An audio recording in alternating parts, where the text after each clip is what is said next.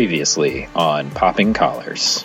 In the book, I do not believe he's Episcopalian. They made him Episcopalian then for the show, which is interesting. Right. Jerks. HBO.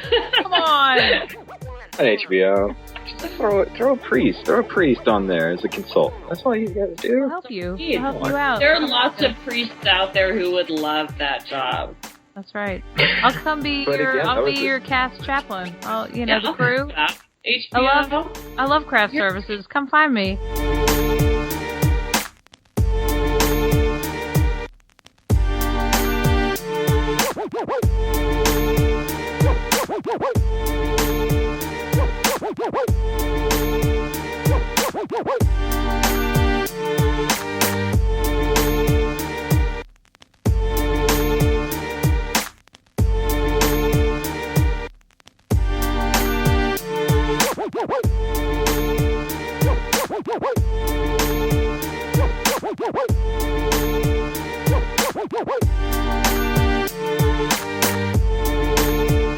One more quick note, and then I will say, welcome to Popping Collars, guys. Hey. Hello. Hey, that first voice you heard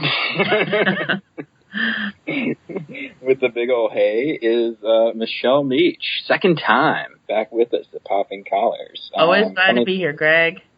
Coming to us from Ypsilanti, Michigan. Welcome, Michelle. Thanks. How are things up there? Cold, I imagine. It's freezing. It's 11 degrees, and this is the first freezing time of our winter right now. So, taking Bella outside is not a fun prospect. Oh gosh, I don't think about dogs in the cold weather. That's probably pretty rough. If I could provide toilet facilities inside for her, I would, because it's miserable out there. She's miserable. They can be trained like cats, right? To go to the toilet. Let's not go there. No. Joining us back again, my brother Kyle Goodman, Statesville, North Carolina. Welcome, Kyle. Glad to be here. And for the first time with us at Popping Collars, Kathy Macek, all the way from LeGrand, Oregon, coming to us. Hi, Kathy. Hi, good to be here. And my name is Greg Knight. I am your host for this conversation that leads us down the path of the intersection between religion and pop culture, and these guys are here to help me do that. So thank you for being here. Back in the mid-'90s, this is what I remember. A movie came out that was really a Luke Perry vehicle, as I recall. And also, it was one of the first post-Pee-wee performances by Paul Rubens, because I remember that being a big deal when Buffy the Vampire Slayer came out. And the movie, of course, flopped. It didn't do so hot. Yeah, the movie's I've never seen the movie, actually. Don't bother. Oh, really? Really?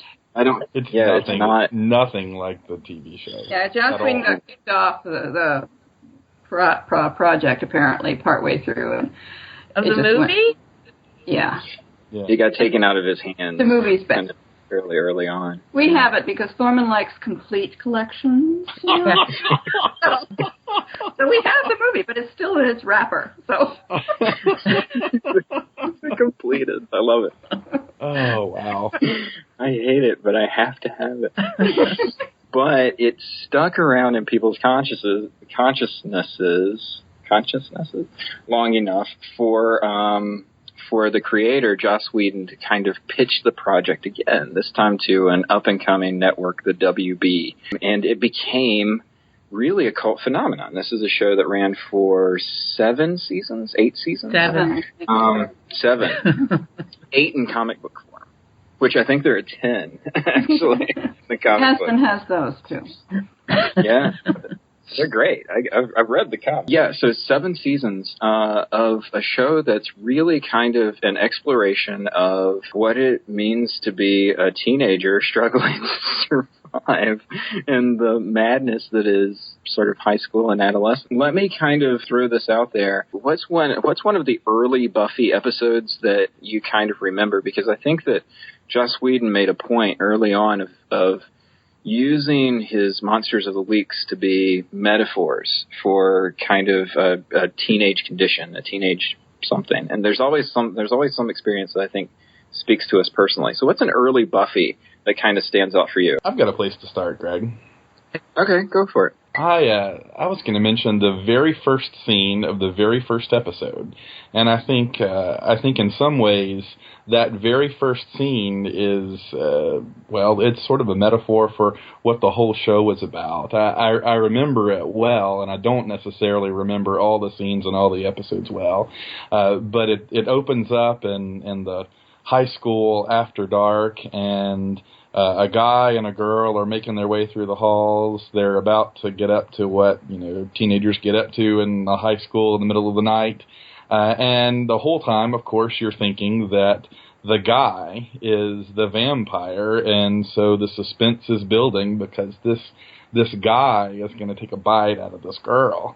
And right before the credits roll, the vampire face comes out, and instead of being the guy, it's the girl. And it sort of flipped the trope completely on its head. And I think that's partly what the whole show was about. That show started and came on at a time when there really weren't a whole lot of female heroines on TV, leading ladies.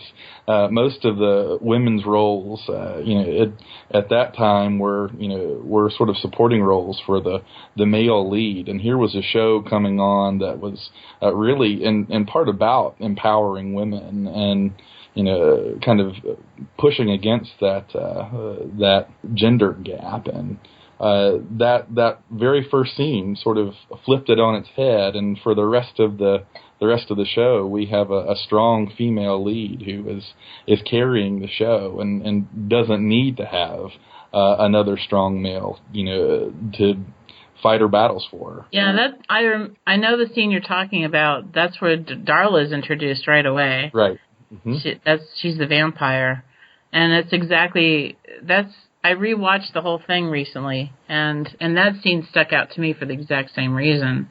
It felt to me when I watched that scene again, it felt to me like, right, finally, there's an instance where the woman or the girl is not beholden to Prince Charming coming to save her. I mean, just in that scene, even though it was about the vampire, it was clear that this was going to be set up differently from anything else you've seen. And they played it up, and they did that throughout the series, where they would play up these tension moments where you thought something was going to happen, and then it turned out that something else happened. They did that a lot throughout the series, where you weren't quite sure if someone was evil or good, and then they would flip it on its head.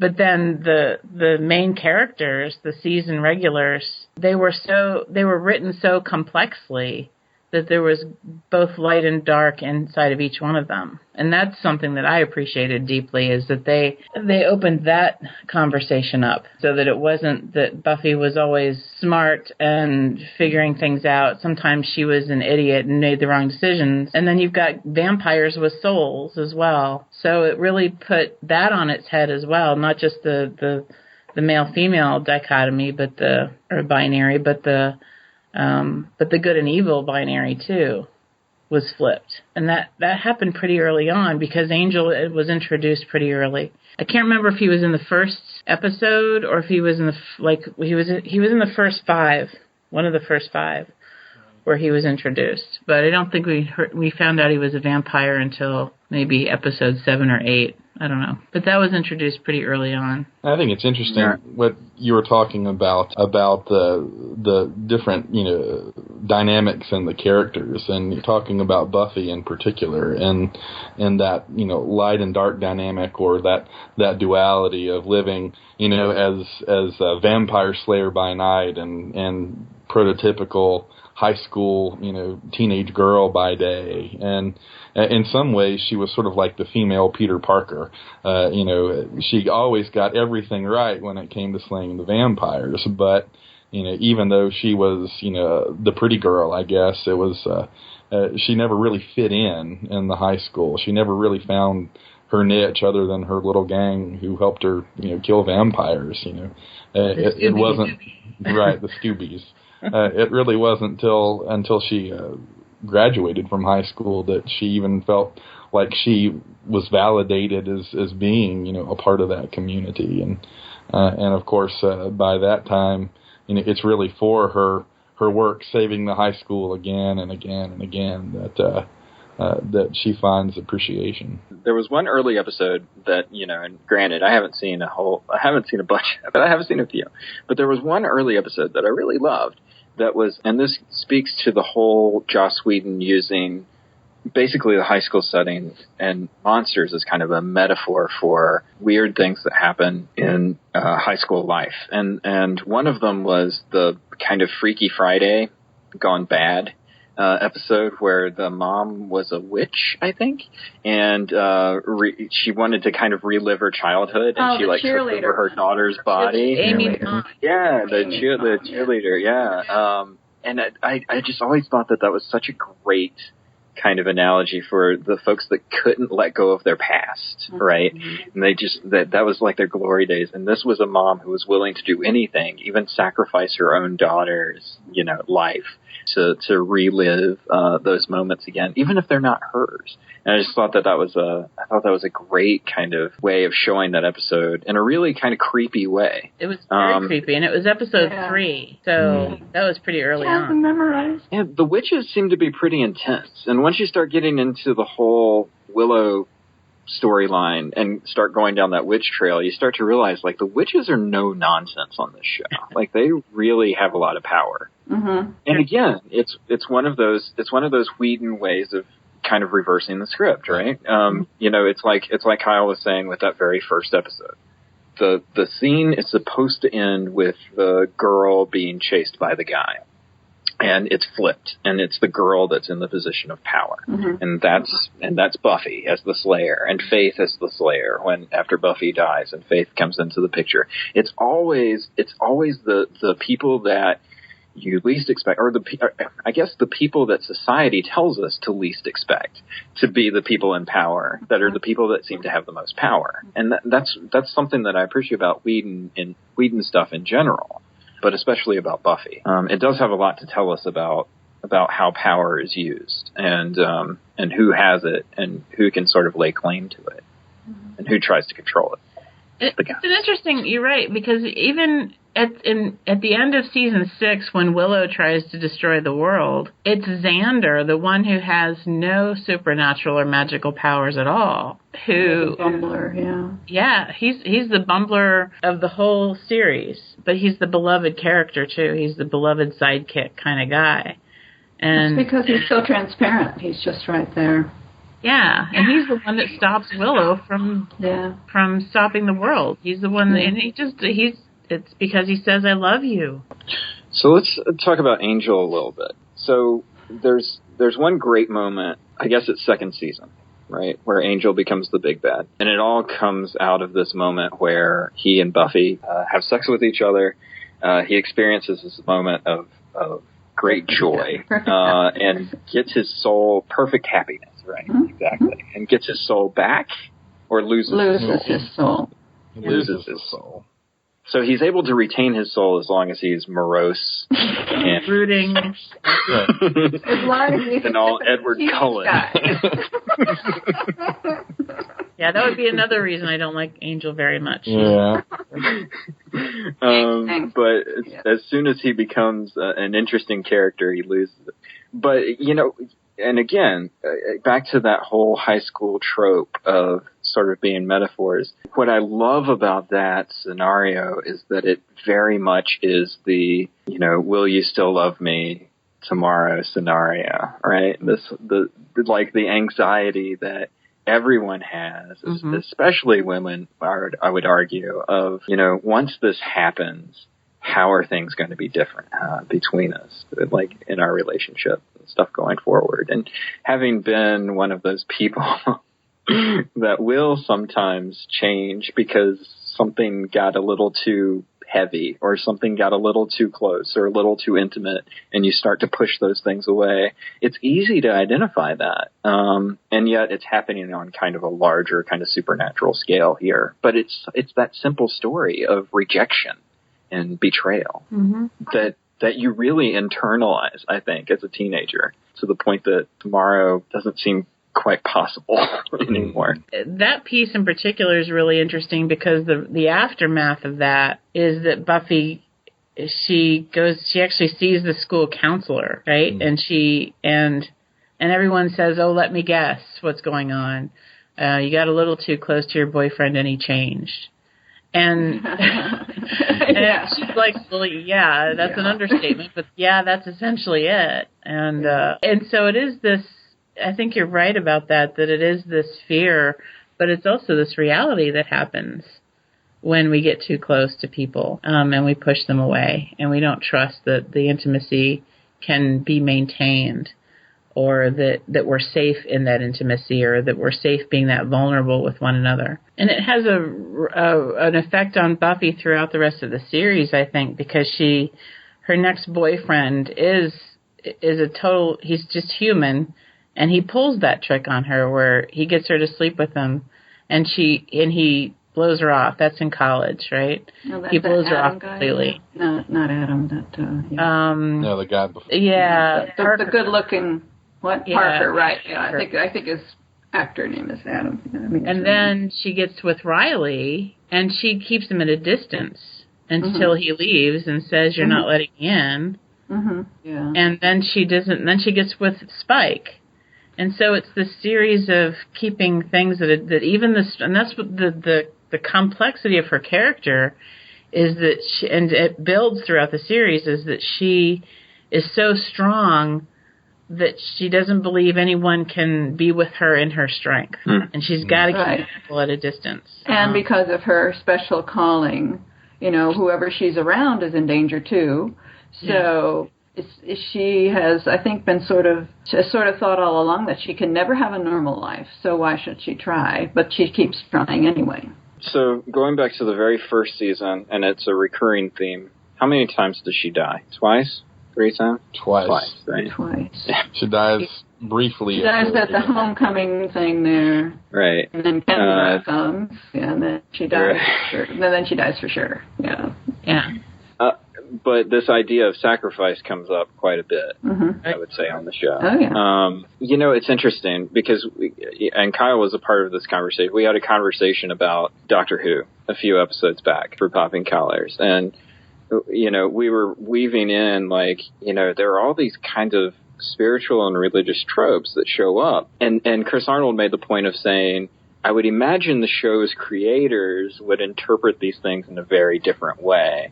And I would imagine Joss Whedon would interpret these things in a very different way. Yeah. And yet, this idea of sacrifice, redemption, and resurrection are central to the story. And I think that they have something really powerful to say. And again, it's not the hero that you expect to be doing this. It's the person that you kind of least expect, right? This girl sacrificing her life for everyone, for the redemption of the world, right? Yeah, and she's not the first. She's the latest in a long line of young women who have done this. Which makes the piece at the very end, and here comes the big spoiler, the very last episode, when she finally gets it, that the trick to conquering the first, which is the big evil, the biggest evil, the first evil that there ever was, the reason why the Slayer line came into existence, the trick to conquering that first is not to keep the power or to even take more power for herself. It's to share it. Disseminate her power. Right. And give it to all the potential Slayers. Yeah, who says it just has to be one. That's what the hierarchy has said. Yeah. But what if we can change that? And that made all the difference. The whole series ends with Pentecost then. Yeah. Exactly. Yes. Absolutely. It's a Pentecost kind of day down there in the Hellmouth. And I think that's probably at the very end there, the very end of the last episode, when, the city has disappeared into this pit, that's the first time she really smiles. She relaxes and she smiles. Yeah, that theme, I'll tell you, that really hit it for me of all the pieces in that, I went, oh my God, if that's not Christ, what is Christ? I mean, talk about a metaphor for us as Christians. Mm-hmm. To watch her give her power away like that, to have no fear that giving power away is not going to make her less strong. It's going to make her stronger because everyone around her is stronger. Right. And the way they portray it, there's this little girl with a bat. With the bat, yeah, I remember that too. Yeah, she's a bat. Yeah. And then there's another woman who stands up and blocks her male partner from hitting her again. Yeah. Mm-hmm. Yeah.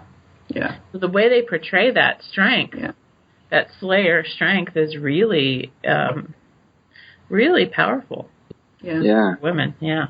Mm-hmm. And not to get us too far afield of Buffy, but it's still Whedonverse, so I'm okay with it. is Mal during the Alamo scene, right, of Serenity, and by this point Malcolm's world has been turned upside down as River has been kind of exposed to be this kind of otherworldly creature who's capable of much more than he thought when he first brought her on his ship. And, his crew is willing to sacrifice themselves as Reavers are kind of tearing down. And he's on this mission where, all he's trying to do is just get information to everyone. And that's worth everything in his life at this point. That's kind of similar to what's happening here at the end of Buffy. It's this idea of, if we just let people tap into the power, if we just share it, we're going to be okay. We're going to see the truth, which is what Mal is trying to show, right? Where he's trying to show everyone the truth. Yeah. And we're going to see the truth if we can share it with each other. Mm-hmm. The resurrection is interesting because she's actually resurrected from one network to another network. Resurrected from the WB to the UPN. The moment at the end of I guess it's the first episode after the resurrection, right? Or maybe it's a couple episodes. I think it's a couple in. When she shares with Spike. Yeah. Yeah. What ultimately was going on, and she tells her friends one thing, and she tells Spike the truth. Yeah. And that moment has always really stuck with me as a really powerful moment on the show. And I think it has something to do with how Buffy sees herself as a protector, to the point that she can't even sort of be fully honest with the people that she loves the most, because it would break their heart. And obviously her heart is broken into 1,000 pieces in this moment, because she's kind of lost paradise, which was a really powerful moment. I wonder how you guys kind of interpreted that when you saw it. Yeah, I think her friends, well, first of all, they acted on their assumptions, which were wrong, and they assumed she was in hell. And so they wanted to get her out, of course. And their need for her was so strong that they didn't even think of any other possibility. And I think she understood that and protected them, like you said. She wanted to keep protecting them from realizing what they did, which was pretty awful, really. And so she knew that it was okay to do that with Spike. Kazantzakis, The Last Temptation of Christ, movie and book. Although I've never seen the movie. I've only ever read the novel. Yeah. Read the only book, ever read the didn't novel. like it, so yeah. Well, he's got this one moment in the book that I always loved, which was the resurrection of Lazarus, or the calling of Lazarus from the tomb. Mm-hmm. And it was this, he was really playing off of the narrative that's coming from the gospel, which is Jesus just lost in grief, just absolutely lost in a moment of grief. And in this kind of desperate moment, he calls Lazarus back, and Lazarus isn't the Lazarus that everyone remembers. He's something else. He's kind of lost something from having passed away. And it's kind of this moment where the Jesus in The Last Temptation kind of takes a step back and says, kind of, well, what have I done? Like, what am I capable of? And what is this? I've kind of, I longed for my friend, and what came back wasn't really my friend. It was something else. What an interesting connection, thinking about the vampires and, having been, resurrected in a sense, but not with the soul. They're this soulless creature inhabiting a body, perhaps with the same memories, the same thoughts, but, they don't have that essential thing that really made them other than Angel, who is cursed with the soul. And he's cursed with the soul because, it's a punishment to have done all the awful things he's done over hundreds of years. And then, having to live with the guilt and remorse that came when his soul was given back. But, it occurs to me that all of us walk around perhaps having that thing. But, how undead are we all walking around this life? I worry more and more that the people we encounter in our community are living in this kind of undead, soulless, life. And that's not about being a monster necessarily, but it is about, just not having that spark, that joy, that meaning. I encounter that story in my community more and more and more. What's the purpose? What's the meaning, other than just to, go to work and be a part of the grind and, work really hard and find a small return? What part does the soul play in that? What part, does the deeper meaning that we have in faith play in that? And I find that to be a struggle for people.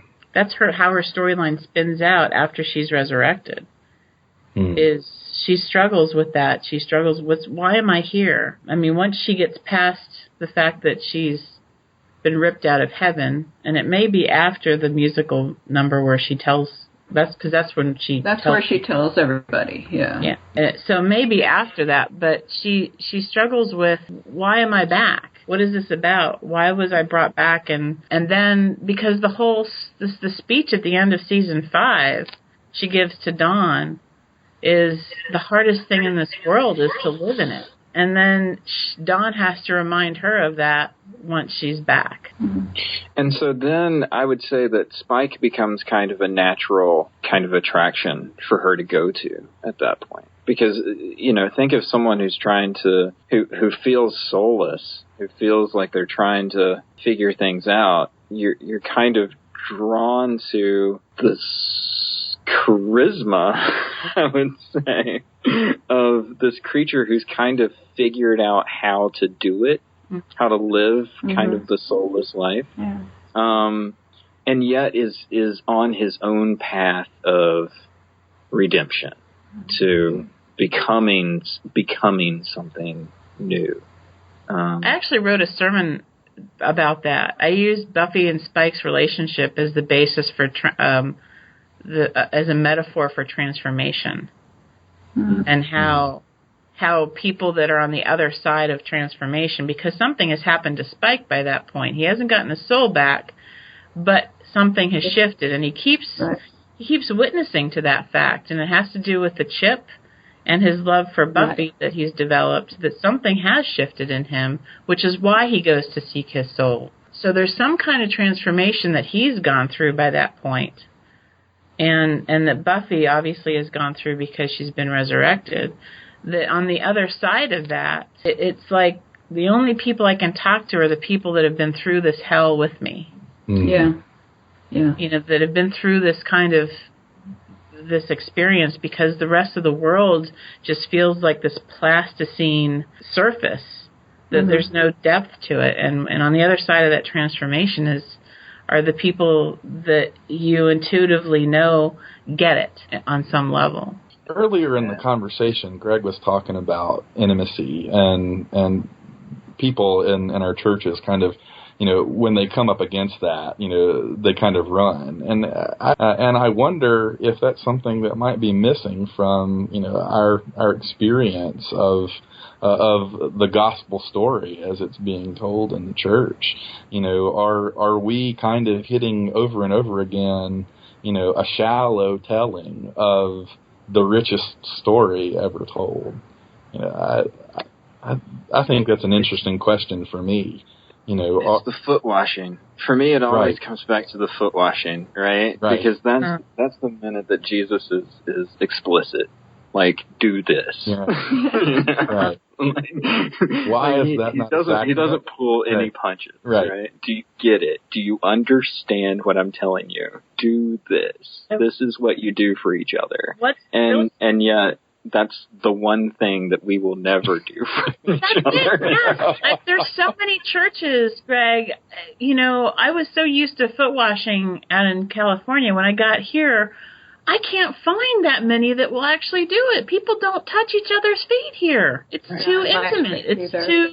Can't do it. I did it once on a Monday, Thursday service in my community. And I've been here long enough to have done everything else twice, but we have not gotten back to foot washing because I invited everyone to do it, and I think I had 2 takers, and I was one of the 2. I have trouble getting people to come up for an anointing. Yeah. Oh, yeah. Yeah. But, I mean, these are, touch. It's too close. It's too close. Yeah. And I think, that's so, you can see it. And I think, for churches, it's different. Like for Buffy, it's pushing away because you don't want to get too close to people because of what, you are in the greater scheme of Sunnydale, right? But for the folks in our churches, I think that you don't want to get too close because maybe you don't know what that's ultimately going to mean, what that path is ultimately going to lead you down in your life. And, the soulless thing, it's a grind, and it's day in and day out, but at least you know what to expect. Right. Like, if you start going down this road of shifting your life, like Michelle was talking about before, you don't know where that call is going to take you and where that path is going to take you, and it can take you into really powerful places and into people's lives that you would have never expected, and that's a scary proposition, I think, for a lot of people. Mm-hmm. Yeah, I think you're right, and I think part of it too. I think there's a couple of levels. One is that we're scared of each other, but I think we're also, just like Buffy, we're scared of ourselves. We're scared of not being enough. We're scared of our own strength sometimes and our own weakness. I mean, the Marianne Williamson quote that is overwrought, but still it applies, is that we don't want to let our own light shine. And we're walking into Epiphany tomorrow, into the season of Epiphany, the season of the light shining, and that's the one thing I think that we really don't get about ourselves is the power of our own light, the power that we can bring to one another, and we're scared of it. When Joss Whedon wrote you back, you almost had a heart attack. You still talk about it to this day. It's a memory that lingers on, like meeting Spike at Dragon Con, or seeing Nathan Fillion in LA. What will your children think of Angel when they're grown? When they're grown, oh, will they love River like you did? When they're grown, when they're grown.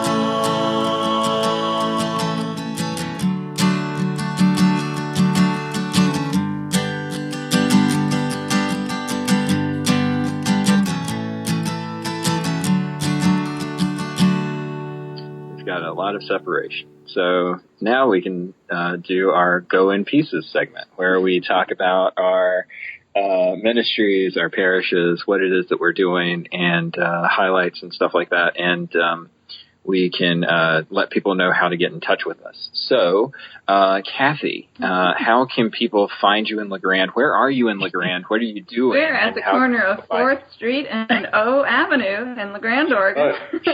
And we're also on Facebook. We used to have a website, but it was very unsatisfactory, and the website masters were totally unsatisfactory. So we've taken it down, and we hope to find some knight to rescue us and do our website the way we want to. Yeah, but there we are. We're on Facebook. We're a tiny parish. Average Sunday attendance maybe 25 or 29. What's the name of the parish? St. Peter's. St. Peter's. Yes, and great group of people. Kyle, what are you doing, and how can people find you? Well, on Twitter. I'm not on Twitter. I'm still not on Twitter. I'm getting there. It's a New Year's resolution to get a Twitter handle. But in the meantime, you can find me on Facebook, and you can find me at the church's website, www.concordpreschurch.com. The church also has a Facebook page you can find, and I am the pastor at Concord Presbyterian Church in Statesville, a wonderful congregation of about 200 folks. We worship at 11 on Sundays, and would love to see you if you're ever in the Statesville, North Carolina area. Awesome. Michelle, what are you doing in Michigan? And how can people find you for 5 minutes at a time? Yeah.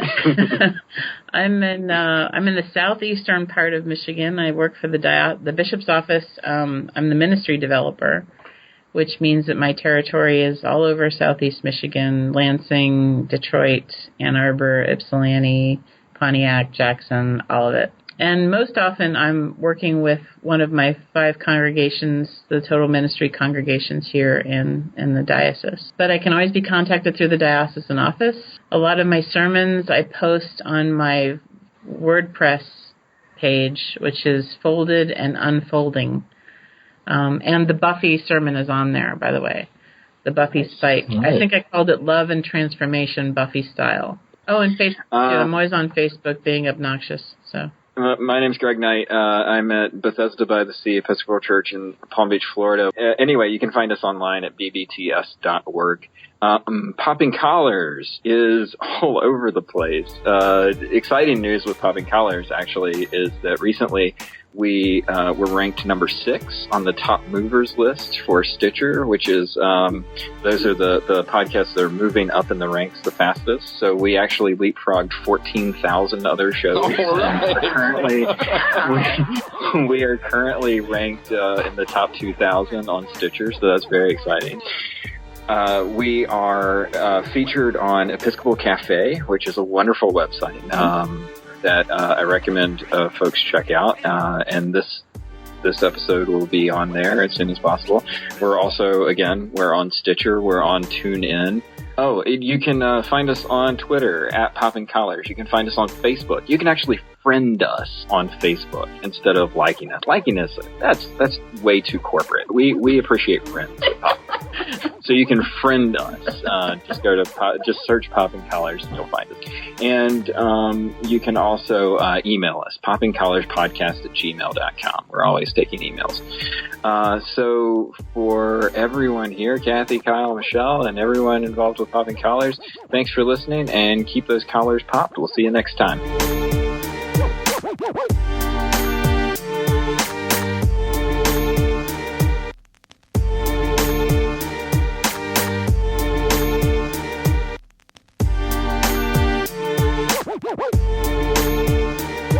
Woo!